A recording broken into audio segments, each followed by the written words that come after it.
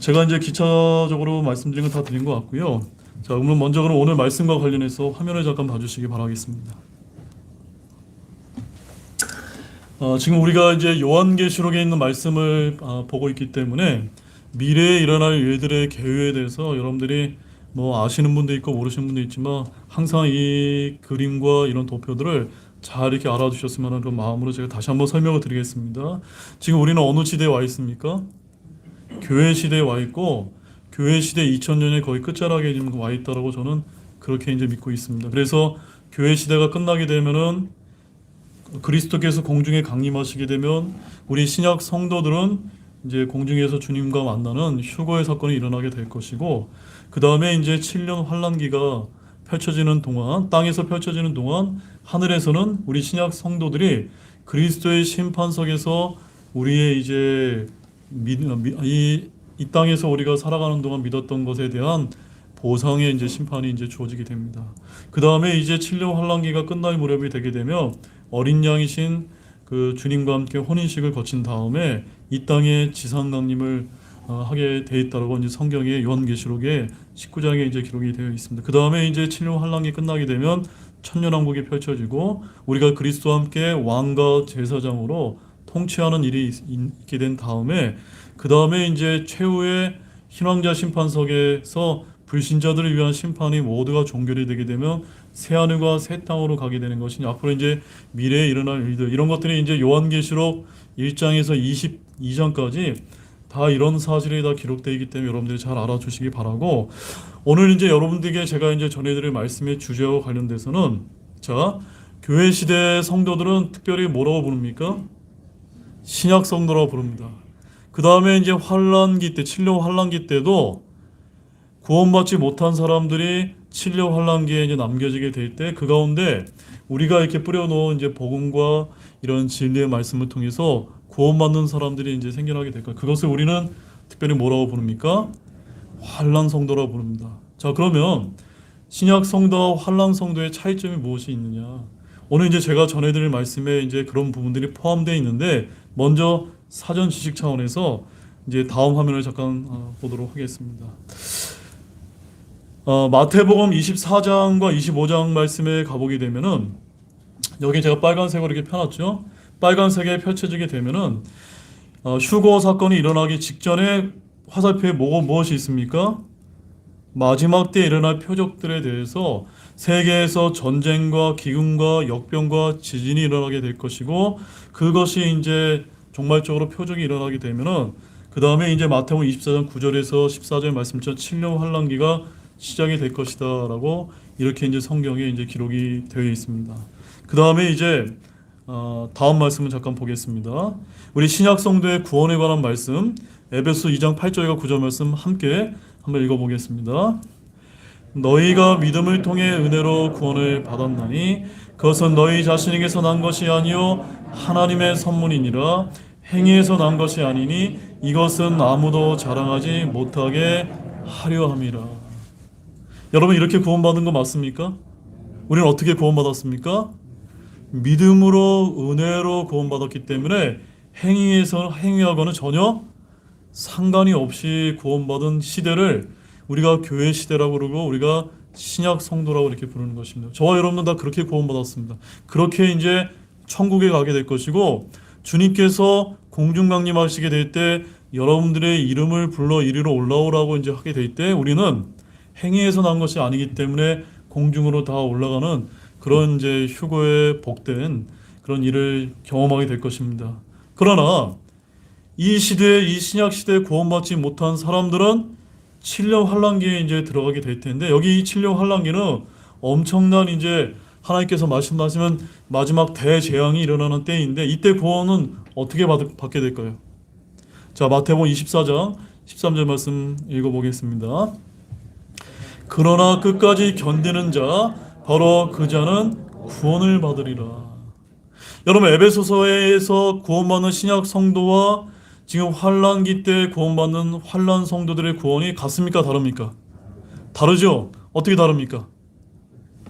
우리는 예수님을 믿음으로 나의 구원자로 믿고 예수님의 그 2000년 전에 흘리신 그 보배로운 피가 나를 죄에서 다 깨끗이 씻어주심을 믿게 됐을 때 우리는 그 믿음으로 은혜로 구원받아 그것을 하나님의 선물이라고 부릅니다.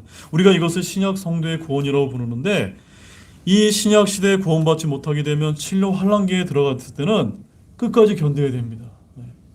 뭘 견뎌야 될까요? 자, 요한계시록 20장 4절 말씀 밑에 말씀 한번 읽어보겠습니다. 예수님의 증언과 하나님의 말씀으로 인해 목이 베인 자들의 혼돈을 보았는데 그들은 짐승의 표를 받지도 아니한 자들이더라. 그들이 살아서 그리스도와 함께 1000년 동안 통치하였으나. 지금 우리가 뭐 백신 접종을 하지 않으면 식당에도 가지 못하고 뭐 여러 가지 뭐 불편함 때문에 뭐 백신도 접종을 하게 되고 뭐 여러 가지 이제 이런 일들도 하지만 저는 요즘에 제가 그런 생각을 많이 하게 됩니다. 과연 적그리스도가 등장을 해서 짐승의 표를 나눠주게 되는 그때가 오게 되면은 사람들이 거부할까 아니면 다 받아들이게 될까? 그것을 제가 요즘 많이 생각해 보게 되거든요. 여러분 어떨 것 같습니까? 거의 다 받아들이게 될 것 같지 않습니까? 누구만 목이 베일 정도로 예수님의 증언과 하나님의 말씀으로 인해서 내가 지켜야 되겠다, 내가 구원 끝까지 견뎌서 구원받아야겠다고는 소수의 환난 성도들은 하나님께서 또 한 번의 기회는 주신다는 것입니다. 근데 제가 여러분들에게 부탁을 드리는 것은 지금 이제 저만 지금 요한계시록을 강의하는 줄 알았더니 이제 구정 지나고 나서 우리 사랑침례교 정동수 목사님도 이번에 이제 코로나 여러 가지 이제 문제를 겪고 나서 무슨 생각이 드셨는지 또 요한계시록을 강의하신다고 이렇게 말씀을 들었어요. 그래서 지금 목회자들이 이 시기가 좀 여러 가지 이제 좀 심상치 않다라는 그런 이제 생각이 들어서 그런지 요한계시록들을 많이 이제 설교를 하는데 사실은 주일날 설교 말씀으로 요한계시록을 다룬다는 것은 굉장히 부담스럽고 굉장히 어려운 일인데 왜 이런 동일한 마음을 하나님께서 이렇게 목회자들을 통해서 주실까? 여러분들 그런 것들을 한번 곰곰이 한번 생각해 보시기 바랍니다. 오늘 그 답이 오늘 본문 말씀에 있습니다. 때가 가깝기 때문입니다. 여러분 이것을 믿으십니까? 그래서 오늘 전하는 말씀이 조금 지루하고 어렵다 하더라도 이 가까운 때에 여러분의 그 진리의 말씀으로 한 말씀도 놓치지 말고 여러분들이 들으시기를 정말 주님의 이름으로 소망합니다. 그럼 우리 다 같이 하나님의 말씀을 좀 보도록 하겠습니다. 요한계시록 1장 3절의 말씀입니다. 다 같이 일어나셔서 요한계시록 1장 3절 말씀입니다. 다 찾으셨습니까? 그럼 우리 큰 목소리로 함께 읽어보겠습니다. 이 대언의 말씀들을 읽는 자와 듣고 그 안에 기록된 그것들을 지키는 자들은 복이 있나니 이는 때가 가깝기 때문이라. 아멘. 잠시 제가 기도하고 하나님의 말씀을 전하도록 하겠습니다. 하나님 아버지 정말로 감사를 드립니다. 하나님께서 이 진해 지역에 참으로 귀한 교회를 이렇게 세워주셔서 오늘 이렇게 저희들이 다 함께 모이게 하신 건 너무나 감사를 드립니다. 참으로 이 자리에 모인 계신 분들은 진해에 계신 분, 또 마산에 계신 분, 창원에 계신 분, 김해에 계신 분, 거제에 계신 분, 부산에 계신 분, 정말 원근 각처에서 저희들이 이렇게 이제 많은 곳에서 이렇게 모여 있습니다. 주님, 하나님께서 이렇게 모이게 하신 것은 우리가 이 진리의 하나님의 말씀을 듣고자 이 자리로 불러 모아 주셨다고 믿고 있습니다. 주님, 이 하나님의 말씀을 듣는 이 시간이 정말로 소홀히 여겨지는 그런 시간이 되지 않도록 저희들의 마음을 붙잡아 주시기를 간절히 원합니다. 주님, 정말로 때가 가까운 것 같습니다.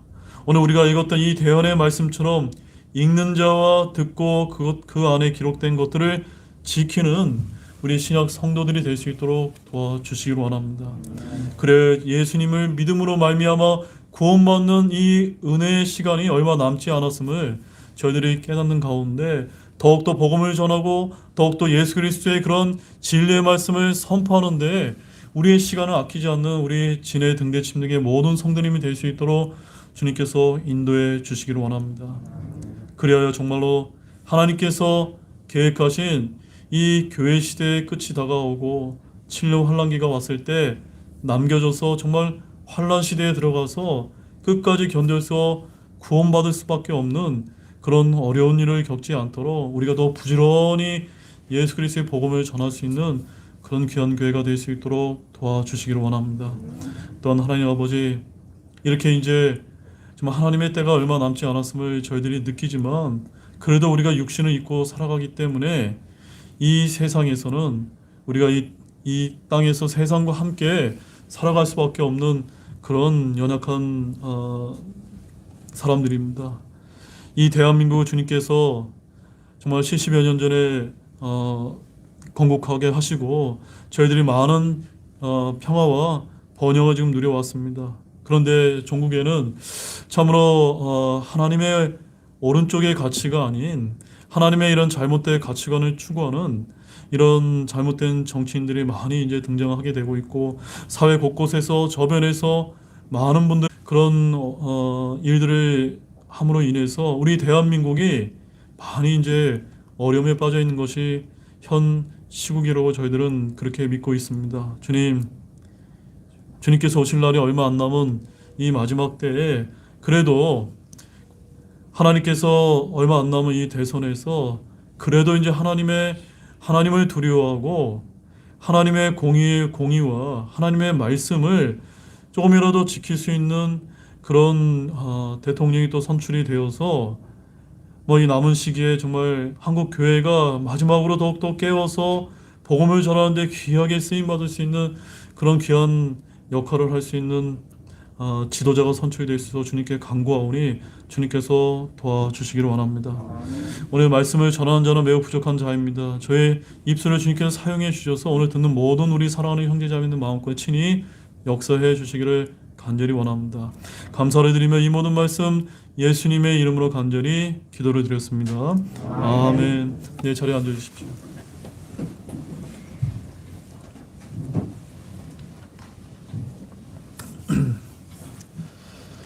네, 오늘 제가 여러분들에게 전할 하나님의 말씀 제목은 읽는 자와 듣고 지키는 자들은 복이 있나니라는 제목으로 하나님의 말씀을 전하고자 합니다.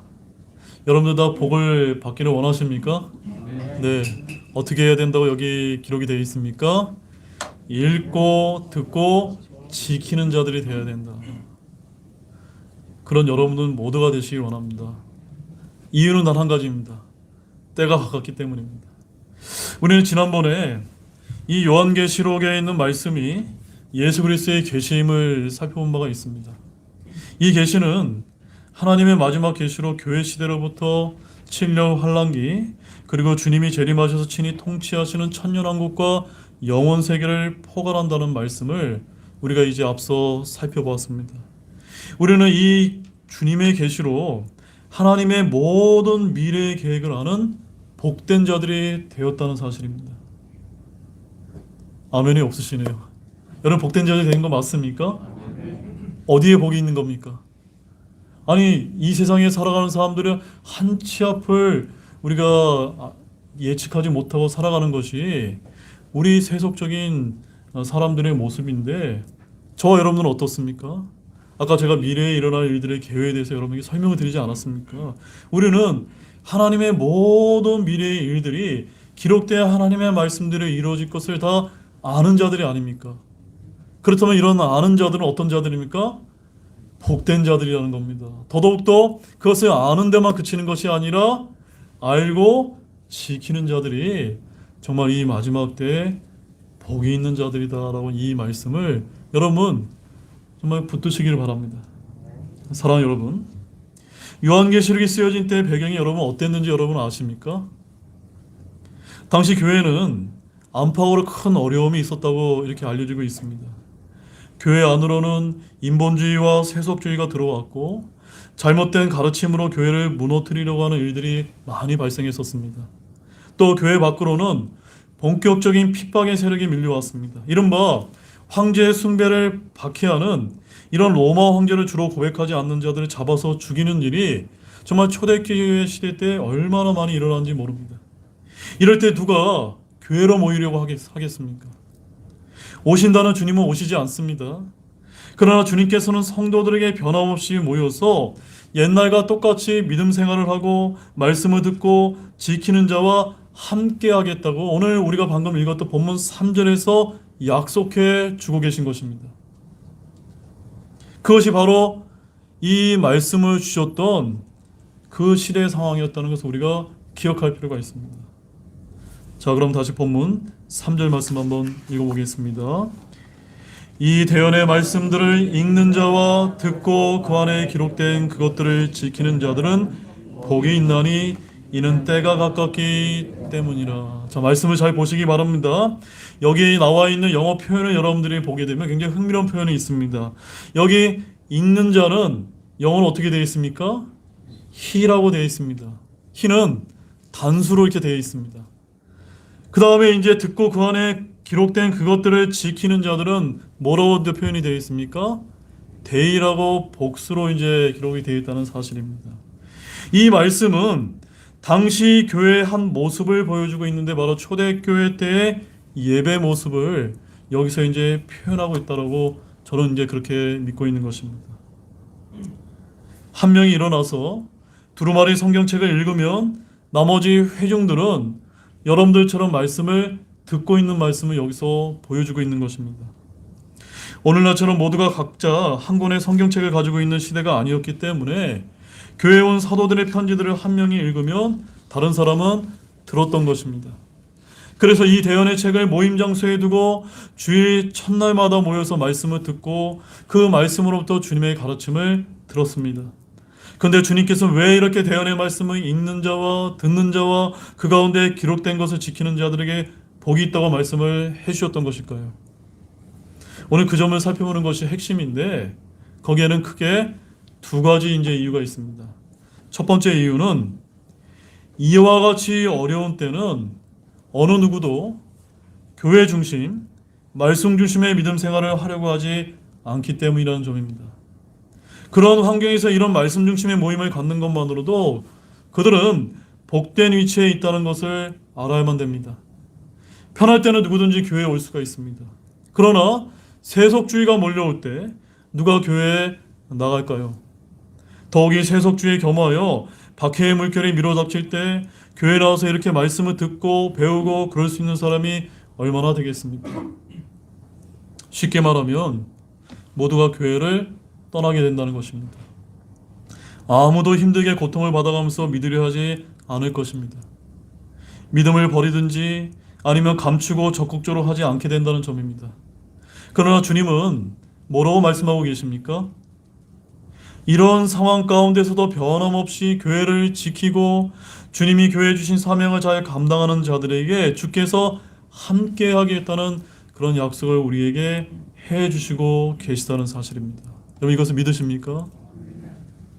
여기서 대언을 읽는 자는 분명히 교회의 인도자인 저와 같은 목사일 것입니다. 그런 공격의 표적입니다. 편하고 대접받을 때는 모든 사람이 그런 자리에 있으려고 합니다. 그러나 핍박의 시기, 어려운 시기에는 아무도 그런 책임 있는 자리에 있으려 하지 않습니다. 또 말씀을 듣는 자들을 한번 보시기 바랍니다.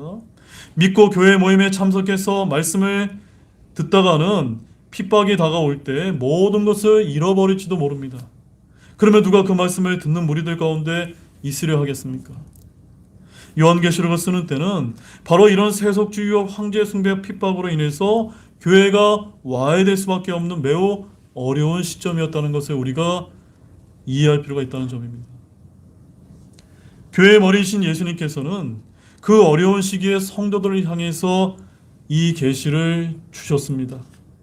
지난번에 제가 살펴보았지만 요한계시록은 주님과 하나님의 백성의 궁극적인 승리를 알려주고 계십니다. 그러면서 이 대언의 말씀을 읽는 것과 듣는 것과 지키는 것을 계속하시라고 저와 여러분에게 권면하고 계십니다. 이것은 주님이 교회에 주시는 명령입니다. 주님께서 교회에 주시는 일차적인 책임이 무엇인지 아십니까? 그것은 바로 하나님의 말씀을 맡았다는 사실입니다. 사랑하는 여러분, 고린도전서 4장 1절에서 2절 말씀을 함께 우리 읽어보도록 하겠습니다. 고린도전서 4장 1절 2절 말씀입니다. 사람이 우리를 그리스도의 사역자요 하나님의 신비들을 맡은 청지기로 그렇게 여길지어다. 더욱이 청지기에게 요구되는 것은 신실한 사람으로 드러나는 것이니라.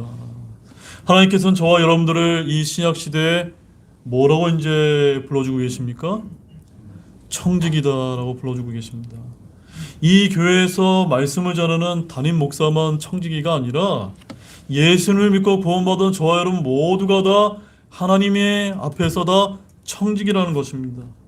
그런 청지기는 하나님의 신비들이 맡겨져 있다는 사실입니다. 특별히 이 성경 말씀에 하나님의 놀라운 신비들이 담겨져 있습니다. 그것은 이 세상이 생기기 전부터 하나님께서 사람을 어떻게 구원할 것인지, 그리고 이 역사를 어떻게 하나님께서 경영해 나갈 것인지를 세워놓으신 계획을 담고 있습니다. 이것은 예수님께서 오시기 전에는 완전하게 드러난 적은 없었습니다.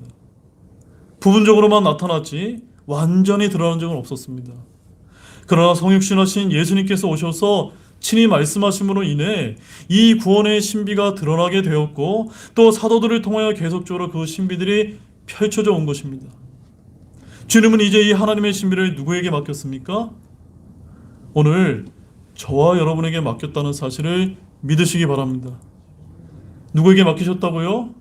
우리에게 맡겼다는 사실입니다. 따라서 교회의 1차적인 사명이 무엇일까요? 그것은 이 하나님의 신비들을 맡은 청지기로서 신실하게 맡아서 감당하는 것입니다. 그럼 우리가 어떻게 하나님 말씀을 맡아서 감당할 수가 있을까요? 그것은 이 신비의 두루마리를 지하실 창고 깊은 곳에 두고 보관하는 것을 말하지 않습니다. 매일 그 말씀을 읽고 묵상하고 그 약속의 말씀을 지키는 것입니다. 우리에게 주어진 것 중에 가장 귀한 것은 바로 이 대언의 말씀이 교회에 맡겨졌다는 사실입니다. 말씀이 교회에 맡겨졌다는 것은 이 말씀의 선포가 교회의 고유한 사명이고, 하나님께서는 그 방법을 통해서 이 마지막 때가 가까운 온 세상에 당신의 계획을 알리기로 작정하셨음을 뜻하는 사실이라는 말씀입니다. 따라서 교회가 말씀을 숨기면 하나님의 말씀은 제 기능을 발휘하지 못합니다. 만약 교회가 선포하지 않는다면 온 세상은 하나님의 모든 계획과 신비들을 알지 못할 것입니다. 그러므로 교회에 주어진 가장 큰 사명은 하나님의 모든 계획을 끊임없이 계속적으로 드러내야 된다는 사실입니다. 누가 이 일을 감당해야 됩니까? 하나님의 신비들을 맡은 저와 여러분들이 이 일을 주님이 오실 때까지 계속해서 신실하게 감당해야 될 줄로 믿으시기 바랍니다. 따라서 하나님의 말씀을 맡은 우리들에게 요구되는 것이 무엇입니까? 그것은 다른 것이 아니라 신실함입니다. 신실함.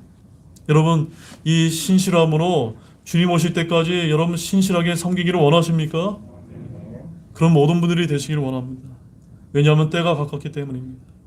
우리는 이 말씀 안에 있는 신비들을 읽고 묵상하고 설교하는 가운데 또 우리가 깨달게 된 것을 이 세상에 선포해야 될 책임이 있습니다. 이것은 설교자만의 사명이 아니라 우리 모든 성도분들의 사명입니다. 그런 자들의 복이 있습니다.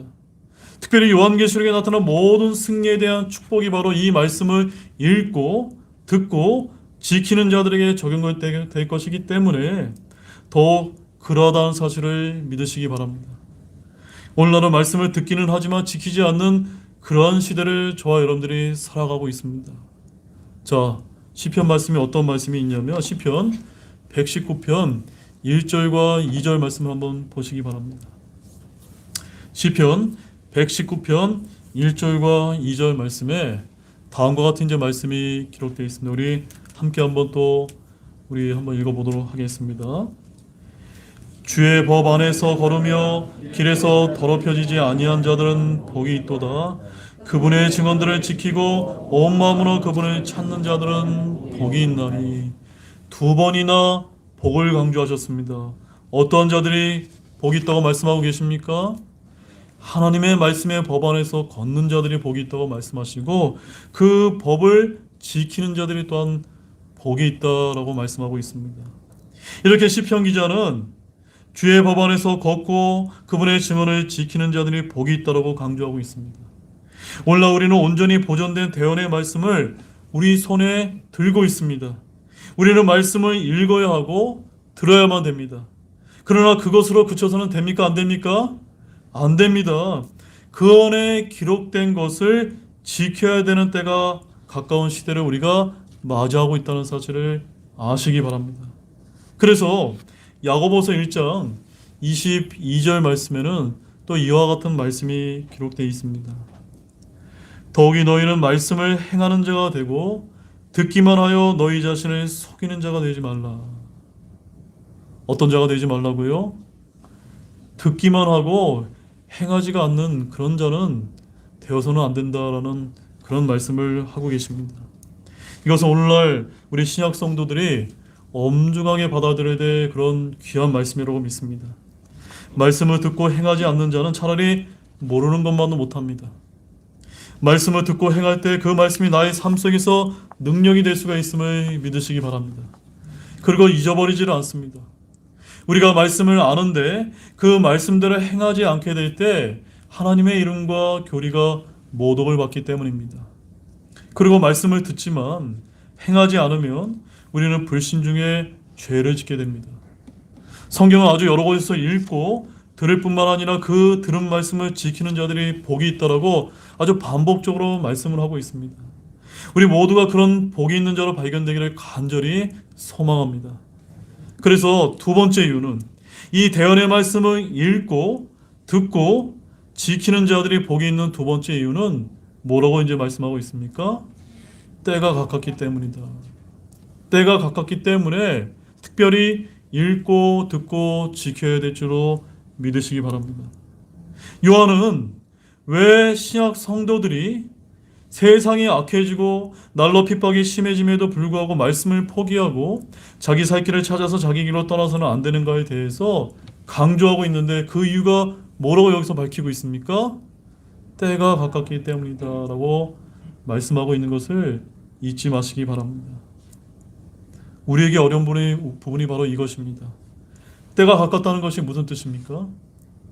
우리는 흔히 주님이 오시는 때가 임박했다라고 이렇게 이제 생각을 합니다. 아마 초대교회 신자들도 그렇게 아마 받아들였을 것입니다. 문제는 때가 가깝기 때문이라고 말하지만 그 이후로 2000년이 지나도록 주님은 오시지 않았다는 사실입니다. 따라서 우리는 때가 가깝다는 말씀을 통해 우리는 몇 가지, 크게 한 세 가지 정도 우리가 이제 생각을 해볼 수가 있습니다. 첫 번째로 교회가 어려움을 당하고 이 세상 사람들의 양심이 죽은 것처럼 불법이 성행한다 하더라도 주님의 주권은 한시도 멈추어진 적이 없다는 사실입니다. 우리가 가장 답답할 때가 언제입니까? 너무나도 이 세상의 악이 또는 불법이 넘쳐나서 우리의 신앙 양심 도저히 담당할 수 없을 때가 아닙니까? 그럴 때 마음속으로 우리는 어떤 생각을 하게 됩니까? 나 혼자 이렇게 신앙 양심을 지킨다고, 내가 말씀을 지킨다고 고생할 필요가 뭐가 있을까라는 이런 생각을 하신 적은 없습니까? 이렇게 의심하기가 쉽습니다. 그러나 그 모든 것이 하나님의 주권 아래에 있고 그럴 때일수록 하나님의 종말의 시계는 더 빨리 돌아간다는 사실을 우리는 기억해야만 됩니다. 두 번째는 교회에 닥치는 여러 가지 환난과 핍박들은 앞으로 이 세상에 닥칠 하나님의 마지막 때의 심판과 비교조차 할 수 없다는 사실입니다. 맞습니까, 여러분? 비교할 수가 없는 것입니다. 많은 사람들이 계시록을 읽으면서 그것들을 그들의 시대 상황에 적용해 보려고 많은 노력을 해왔습니다. 기근이 있을 때는 기근에 대한 말씀, 전쟁이 있을 때는 전쟁에 대한 말씀을 적용하려고 노력해 왔습니다. 어떤 때는 맞는 것 같기도 하고 어떤 때는 맞지 않는 것과도 같았습니다. 마치 오늘날 우한 코로나처럼 중세 흑사병이 유행했을 때 사람들은 질병에 대한 계시록의 말씀을 기억하면서 이 세상에 심판이 임박한 것은 아닌가 매우 두려워했습니다. 사실 우리 앞에 보이는 모든 재앙들은 우연히 일어난 것이 아니라는 점입니다. 이 모든 것은 앞으로 있을 하나님의 전무후무한 심판에 대한 예고편일 뿐임을 아시기 바랍니다. 뭐라고요, 여러분? 예고편에 불과하다는 사실입니다.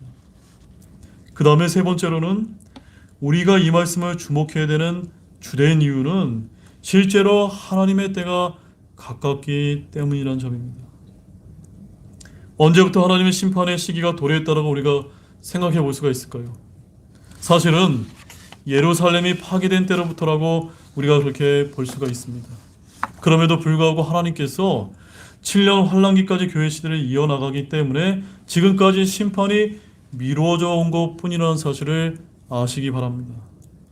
오늘을 사는 우리는 1948년에 이스라엘이 다시 국가로 세워진 때부터 이미 하나님의 심판의 초시계가 켜져 있다는 사실을 아시기 바랍니다. 이제는 언제 하나님의 마지막 심판이 임할지 우리는 아무도 모릅니다. 언제라도 내일 저녁이라도 하나님께서 이리로 올라오라라고 하시면 휴거가 일어날 수가 있다는 사실을 아시기 바랍니다. 아버지께서는 이 부분을 오직 당신의 권한 안에 두셨다는 사실입니다. 그래서 아들들 모르고 천사들도 모릅니다. 오직 아들도 모른다는 것은 아들이 관여할 사항이 아니라는 점입니다. 이것은 오직 아버지 하나님의 주권에 속한 것이 하나님의 결정에 달려있다는 사실을 우리가 또한 아시기 바랍니다. 그래서 마가복음 13장 32절 말씀에 이렇게 이제 기록이 되어 있습니다. 그러나 그 날과 그 시각은 결코 아무도 알지 못하나니 하늘에 있는 천사들도 알지 못하고 아들도 알지 못하며 아버지만 아시느니라. 예수님께서 공중강림하신 그 날과 그 시각을 알 수가 있습니까? 모릅니까? 모릅니다. 오직 아버지만 아십니다. 저는 오늘날 벌어지는 이 세대의 불법들과 악을 보면서 과연 하나님께서 세상을 붙들고 있는 손을 거두시고 바로 심판이 임하게 하셔서 전혀 문제가 없다라고 저는 그렇게 굳게 믿고 있습니다. 여러분 어떻게 생각하십니까? 그 이유가 무엇일까요?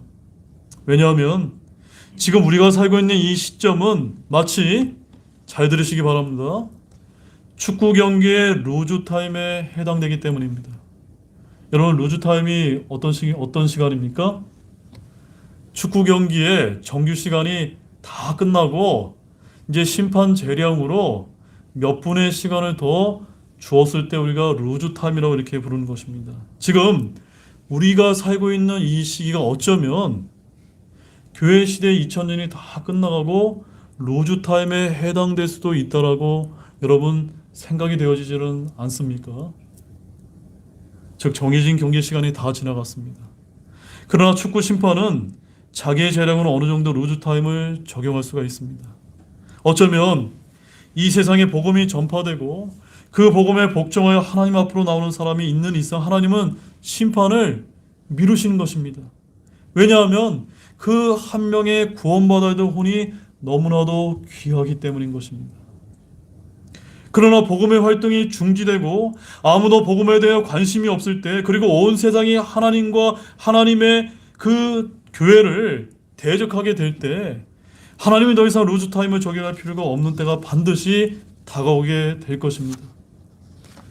데살로니가 후서 2장 7절과 8절 말씀, 데살로니가 후서 2장 7절과 8절 너무나 중요한 말씀인데 우리 다 같이 한 목소리를 한번 읽어보도록 하겠습니다. 그가 그의 때에 드러나게 하려고 무엇이 저지하고 있는지 지금 너희가 아나니 불법의 신비가 이미 일하고 있으나 다만 지금 막고 있는 이가 막되 길에 세워 옮겨질 때까지 막으리라. 여러분 이 말씀을 읽으면서 어떤 생각이 떠오르셨습니까? 지금 불법과 악이 판을 치고 있는데 무엇이 저지하고 있는지 여러분 아십니까?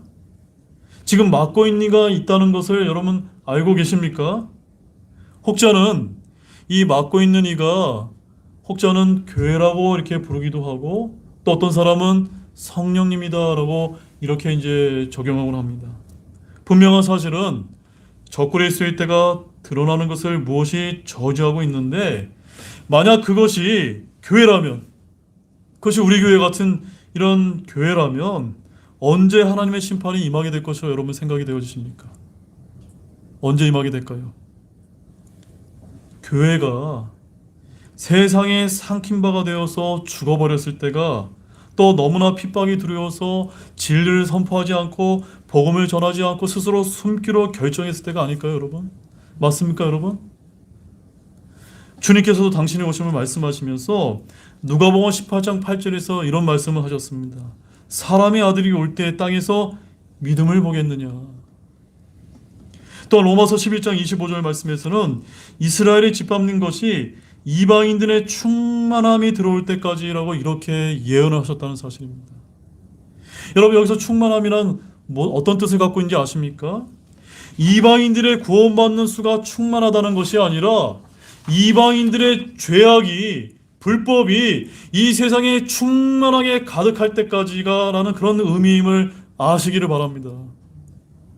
세상이 악해지고 박해가 더 심해진다고 해서 믿음을 버리고 교회가 빛과 소금의 역할을 다하지 못한다면 그때는 하나님의 종말의 심판을 앞당기게 되는 것입니다. 그러나 교회가 살아 움직이는 한 심판은 다소 지연되면서 하나님께서 루스타임을 적용하신다로 우리는 그렇게 생각을 해야 될 줄로 믿으시기 바랍니다. 교회가 멸망을 하는 것은 로마의 박해 때문이 아닙니다. 교회 자체가 진리를 떠나서 스스로 죽어버리는 것이 이 세상의 심판을 불러일으키는 것이기 때문입니다. 그러므로 어려움은 어려울수록 교회가 깨어서 진리의 말씀을 붙들고 어떻게 해서든지 이 세상의 진리를 알리고 드러낼 때 교회도 살고 세상도 산다는 사실을 아시기 바랍니다. 그러나 교회가 세상이 두려워서 스스로 진리를 감추고 숨어버리게 될 때 그때는 교회의 사망 시간과 동시에 이 세상의 심판이 덮치는 시간임을 우리가 깨달아야만 됩니다. 그러면 어느 한 가정의 신자가 깨어나 믿음의 활동을 하는 것은 그 가정을 지키는 일이고 어느 한 사회 교회나 믿는 자들이 살아서 움직이는 것은 비록 그 활동이 아무리 미미하고 보잘것없다 하더라도 그 덕분에 온 세상이 산다는 사실을 아시기 바랍니다. 그나마 그 미약한 활동을 멈추게 될 때는 눈 깜짝할 사이에 하나님의 종말의 심판이 임할 수 있는 것입니다. 사랑하는 여러분, 저는 이 세상에 대한 마지막 하나님의 심판도 그렇게 이루어질 것이라고 믿고 있습니다.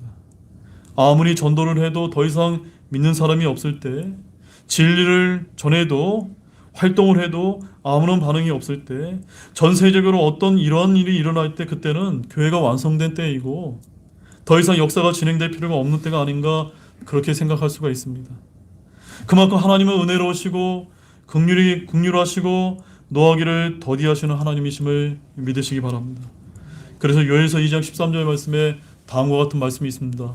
우리 같이 한번 보겠습니다. 너희 옷을 찢지 말고 너희 마음을 찢으며 주 너희 하나님께로 돌아올지어다. 그분은 은혜로우시며 긍휼이 많으시며 분노하기를 더디하시고 큰 친절을 베푸사 그 해악에서 뜻을 돌이키시나니. 지금 하나님께서 루스타임을 적용하고 계시는데 한 사람의 영혼이라도 정말 하나님께로 돌아서게 될 때 하나님께서는 그 시간을 연장시킬 수 있는 그런 분이라는 사실을 믿으시기 바랍니다. 따라서 여전히 교회가 살아있는 것이 이 세상의 축복인 것입니다. 세상이 악하면 악할수록 핍박이 심하면 심할수록 교회는 죽어있는 것이나 더 살아서 활발하게 움직여야 될 줄로 믿으시기 바랍니다. 우리는 오늘날 교회가 죽어가는 현장을 우리가 목격하고 있습니다. 유럽 교회는 진작에 죽었습니다. 또한 이제는 미국 교회들이 죽어가고 있습니다. 한국 교회 역시도 이미 그 교회의 기능을 상실하고 있는 것은 아닌지 저는 그렇게 지금 생각을 하고 있는 것입니다. 이제 우리와 같은 이런 적은 소수에 깨어있는 우리 성경 신자들만이라도 한국 교회를 짊어지고 주님 앞에 부르짖기를 바랍니다. 남아있는 우리라도 인본주의와 세속주의의 물결에 굴복하지 않고 장차 있게 될 이 세상으로부터의 그 어려움과 고난과 핍박에 굴하지 않고 하나님의 말씀을 지켜내는 일과 하나님의 진리의 말씀을 선포하는 일에 애쓰고 청지기의 그런 사명을 감당하는 모든 분들이 되시기를 바랍니다. 이러한 결단으로 우리가 말씀을 지키게 될 때, 그러한 결의하에 있지 않게 되면 우리도 어느 순간 핍박이 오게 될 때 뿔뿔이 흩어질 수밖에 없는 것입니다. 이 대언의 말씀을 읽고 듣고 그것들을 지키는 것은 신약 성도들 뿐만이 아니라 7년 환란기 가운데 있게 될 환란 성도들에게 더더욱더 엄중한 말씀이라는 사실을 아시기 바랍니다. 그것은 그 마지막 구원의 기회를 잡느냐 놓치냐의 문제이기 때문입니다. 그래서 마태복음 7장 21절에 주님께서 이렇게 이제 말씀을 하셨습니다.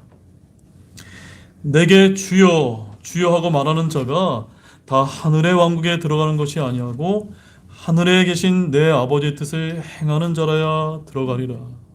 여러분 이 말씀 잘 보시기 바랍니다. 하늘의 왕국이라고 돼 있지 천국이라고 돼 있지 않습니다. 여기 하늘의 왕국은 어디를 가리킵니까? 천년왕국을 가리키는 겁니다. 7년 환란기가 펼쳐지게 될 때 주여 주여 부른다고 다 천년왕국에 들어가는 것이 아니라 하나님의 뜻을 행하지 못한 자는 들어가지 못한다라고 지금 말씀을 하고 계십니다.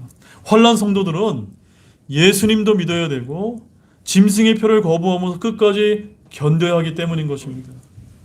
그러나 우리와 같은 신약의 성경대로 믿는 신자들은 율법의 행위와 상관없이 복음을 듣고 믿음으로 의롭게 되어 구원받았습니다.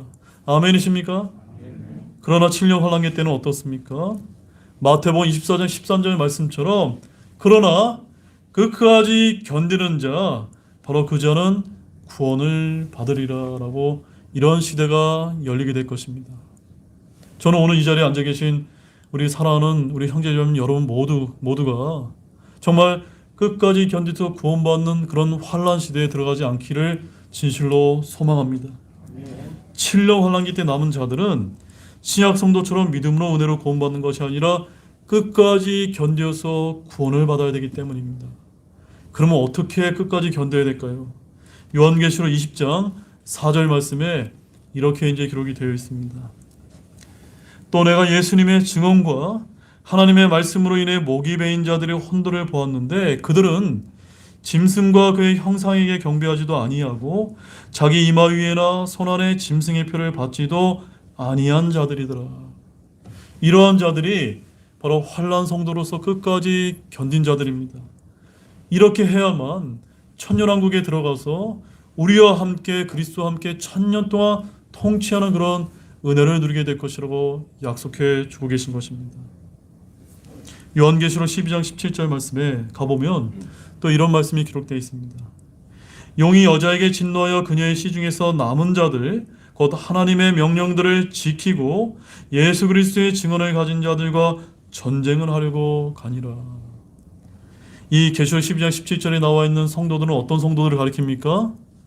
우리 신약 성도들이 아니라 남은 자들, 환난 성도들은 하나님의 명령들을 지키는 일과 관련되어 있는 것입니다. 또한 계시록 14장 12절 말씀에는 어떤 말씀이 있습니까? 다 같이 한번 읽어보겠습니다. 여기에 성도들의 인내가 있나니 곧 여기에 하나님의 명령들과 예수님의 믿음을 지키는 자들이 있느니라 하더라. 제가 여러분에게 질문을 드리겠습니다. 여기에 나와 있는 성도들은 신약 성도입니까? 환난 성도입니까? 네, 환난 성도인 겁니다. 왜 그렇죠, 여러분? 환난 성도들은 하나님의 명령들도 지켜야 되기 때문입니다. 예수님을 믿어야 될 뿐만 아니라 그 믿음으로 짐승의 표를 목베이까지 거부할 정도로 견뎌야만 그들에게 구원이 임하게 될 것이기 때문입니다. 이들은 7년 환란기 중간에 적그리스도가 강제로 이것을 중단할 때까지 그들은 하나님의 명령들을 지키면서 예수 그리스도의 믿음을 지켜야 됩니다. 그래야만 그들은 7년 환란기 가운데 환란 성도들로 부활하거나 아니면 천년왕국의 백성으로 편입될 기회를 얻는 것입니다.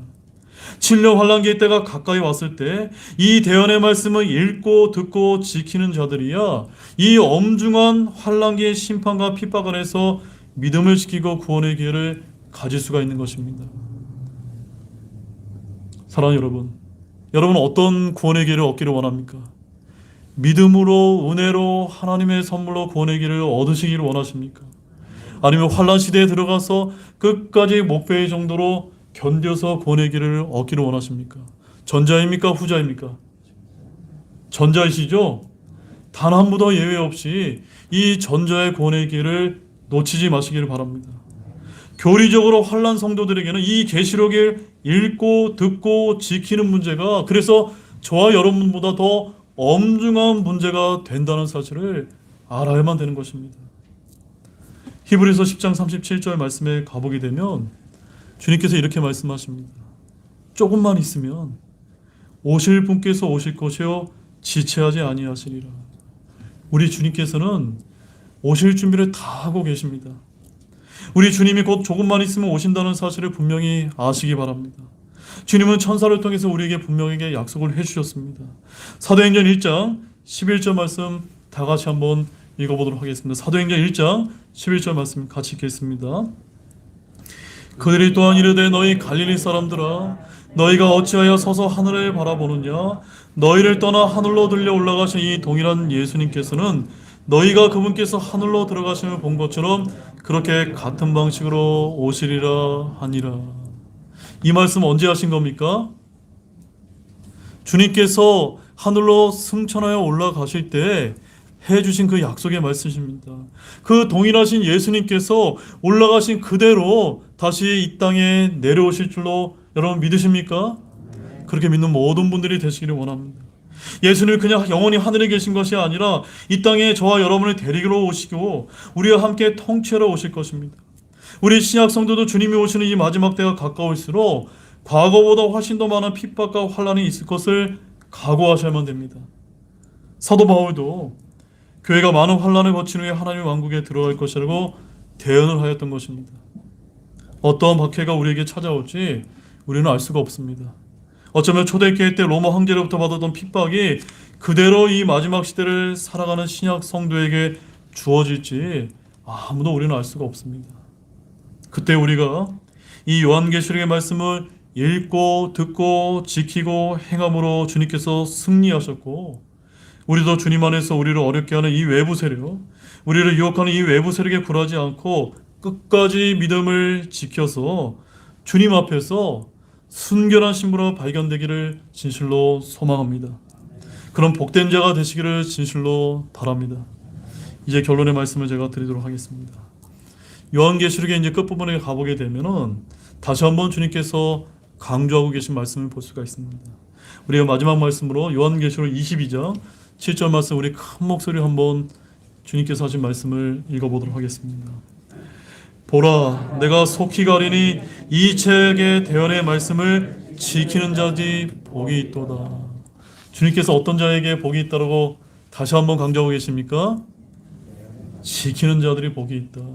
여러분 이런 복을 누리기를 원하십니까? 아멘이시죠? 1장에서 읽고 듣고 지키는 자가 있다고 한 반면에 계시록 22장 7절 마지막 부분에서 주님께서는 동일하게 지금 말씀하고 계십니다. 우리는 하나님의 말씀을 읽는 일과 교회에서 선포하는 하나님의 말씀을 듣는 일과 이것을 통해서 우리가 깨닫게 된 하나님의 갈망을 삶 속에서 지키는 일에 우리 모두가 더 힘써야 되겠다는 사실을 믿으시기 바랍니다. 왜냐하면 그런 자에게 복이 있다라고 하나님께서 우리에게 약속하고 계시기 때문입니다. 또한 때가 가깝기 때문입니다. 그럼 우리 모두가 그런 모든 복된 자들로 이 마지막 때를 살아가는 우리에게 발견되기를 우리 주 예수 그리스도의 이름으로 축원드립니다. 다 같이 일어나시겠습니다.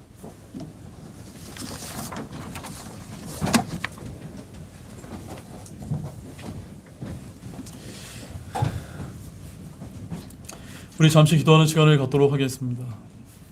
오늘 우리가 이 요한계시록 1장 3절에 있는 말씀을 통해서 주님께서 이 대언의 말씀을 읽고 듣고 그것을 지키는 자들에게 복이 있다고 하는 이 말씀, 또 때가 가깝다는 이 말씀을 저희들이 살펴보았습니다.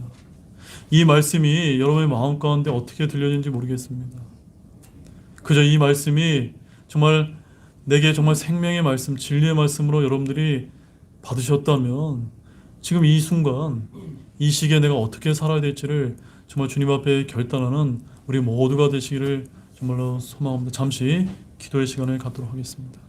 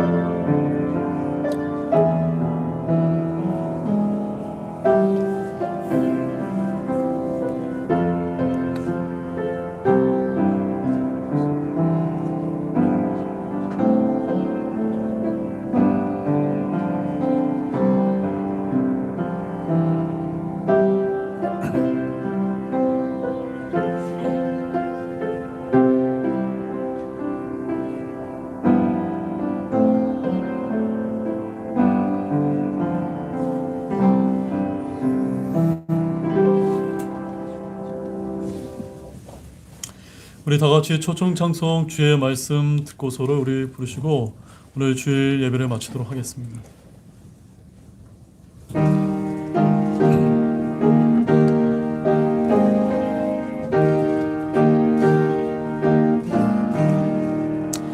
주의 말씀 듣고서 준행하는 자는 반석 위에 떴고 집 짓는 자 같아. 비가 오고 물나며 바람 부딪혀도 반석 위에 세운 집 넘어지지 않네. 잘 짓고 잘 짓세 우리 집 잘 짓세. 만세 반석 위에 나 우리 집 잘 짓세. 주의 말씀 듣고서 행치 않는 자는 모래 위에 터놓고 집 짓는 자 같아.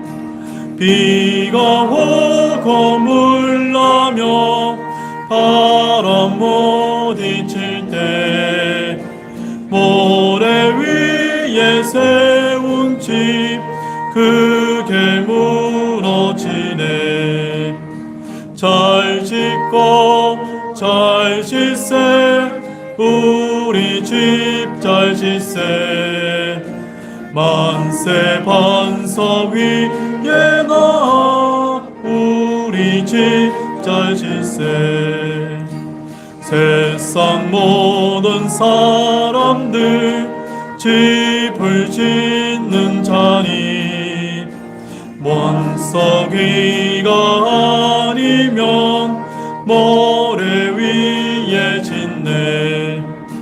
우리 구주 오셔서 지은 상을 줄 때 세운 일에 따라서 영영 상벌 주리.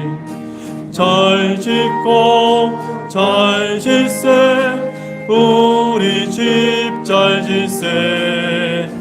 만세 반석 위에 나 우리 집 잘 짓세. 기도하고 오늘 주일 예배를 마치도록 하겠습니다. 하나님 아버지, 정말로 감사를 드립니다. 읽는 자와 듣고 지키는 자들은 복이 있다고 하는 이런 귀한 말씀을 정말 마지막 때가 가까운 이 시기에 하나님께서 우리에게 들려주심에 너무나 감사를 드립니다. 주님, 많은 교회에서 이런 하나님의 그런 분명한 계시의 말씀이 있음에도 불구하고 이 계시록에 있는 말씀이 어렵다는 이유로 또한 닫혀진 그런 책이 되고 만 교회가 얼마나 많은지 모릅니다. 그러나 하나님께서 우리 교회를 또 이렇게 허락해 주셔서 또한 저를 통해서 하나님께서 귀한 말씀을 또 선포하게 하신 거 정말로 감사를 드립니다.